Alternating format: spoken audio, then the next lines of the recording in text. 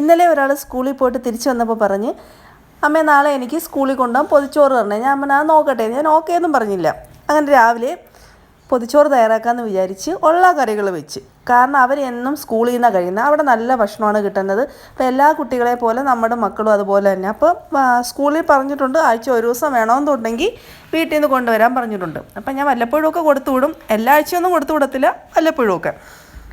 അപ്പോൾ ഇന്ന് നല്ല ആവി വറക്കുന്ന ചൂട് ചോറും പിന്നെ ഒരു മുട്ട പൊരിച്ചത്, പിന്നെ നമ്മുടെ ഉരുളക്കിഴങ്ങ് ഫ്രൈ ഉണ്ടല്ലേ, ഉരുളക്കിഴങ്ങ് ഞാൻ മസാലയൊക്കെ പുരട്ടി ഫ്രൈ ആക്കിയത്, പിന്നെ നമ്മുടെ വീട്ടിൽ പിടിച്ച തന്നെ കോവയ്ക്ക മെഴുക്ക് പുരട്ടിയും, പിന്നെ വെള്ളച്ചമ്മന്തി എന്ന് പറഞ്ഞാൽ എരിയുണ്ട്, പച്ചമുളക് വെച്ച് അരച്ച ചമ്മന്തി, ഉള്ളിയും പച്ചമുളകും ഉപ്പും കൂടിയിട്ട് അരയ്ക്കുന്ന ചമ്മന്തി അവർക്ക് ഭയങ്കര ഇഷ്ടമാണ്.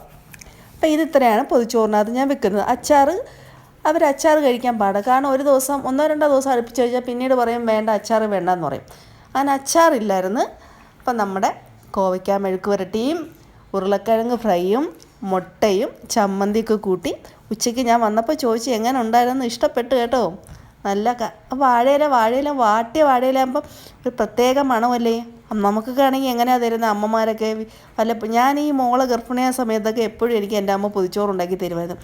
അതിന് മീൻ പൊരിച്ചത്, ചമ്മന്തി, മുട്ട, അച്ചാർ ഇതെല്ലാം ആയിട്ട് അത് തുറക്കുമ്പോൾ നല്ല സൂപ്പർ മണമല്ലേ. ഉച്ചയ്ക്ക് നമ്മൾ ആ ചോറിങ്ങനെ ഇപ്പം പൊതിയുമ്പോഴല്ല, ഉച്ചയ്ക്ക് വയറ് നല്ല വിശന്ന് കരിഞ്ഞിരിക്കുന്ന സമയത്ത് ആ ചോറ് ഇങ്ങനെ തുറക്കുമ്പോൾ തന്നെ നമുക്കൊരു ആനയെ കഴിക്കാനുള്ള വിശപ്പാണ് ഇല്ലേ. എല്ലാവർക്കും അങ്ങനെയല്ലേ. ഇപ്പോൾ ഇന്ന് വൈകിട്ട് വീട്ടിൽ വന്നപ്പോൾ ഞാൻ ചോദിച്ചു എങ്ങനെ ഉണ്ടായിരുന്നു.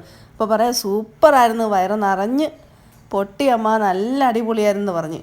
അപ്പോൾ ഇതുപോലെ മക്കൾക്ക് വല്ലപ്പോഴും മക്കൾക്കാണെങ്കിലും നമുക്ക് കൊതിക്കുകയാണെങ്കിലും നമുക്കും കഴിക്കാം കേട്ടോ. ഇതുപോലെ രാവിലെ ഇല വാട്ടി ചോറ് പൊതിഞ്ഞ് വെച്ച് ഇതുപോലെ അങ്ങ് നമുക്ക് മടക്കി വെക്കണം. മടക്കി വെച്ചിട്ട് പിന്നെ ഉച്ചയ്ക്ക് നമുക്കും വേണമെങ്കിൽ അതെടുത്ത് കഴിക്കാം. അപ്പോൾ ആ പൊതിച്ചോറിൻ്റെ ആ മണവും രുചിയും വേറെ, ഈ പൊതിച്ചോറിൻ്റെ മണവും രുചിയും ഒന്നും വേറെ ഏത് ഭക്ഷണം കഴിച്ചാലും നമുക്ക് കിട്ടത്തില്ല അല്ലേ.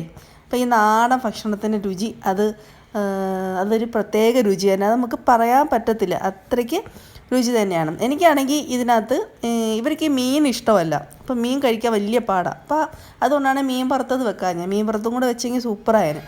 എനിക്ക് മീൻ വറുത്തത് ഭയങ്കര ഇഷ്ടം. അപ്പം ഞാനാണെങ്കിൽ മീൻ വറുത്തും കൂടെ കൂട്ടിയാണ് കഴിക്കുന്നത്. എല്ലാവർക്കും അങ്ങനെ ആയിരിക്കും, എല്ലാവരും മീൻ വറുത്തത് അച്ചാറൊക്കെ കൂട്ടിയല്ലേ കഴിക്കുന്നത്.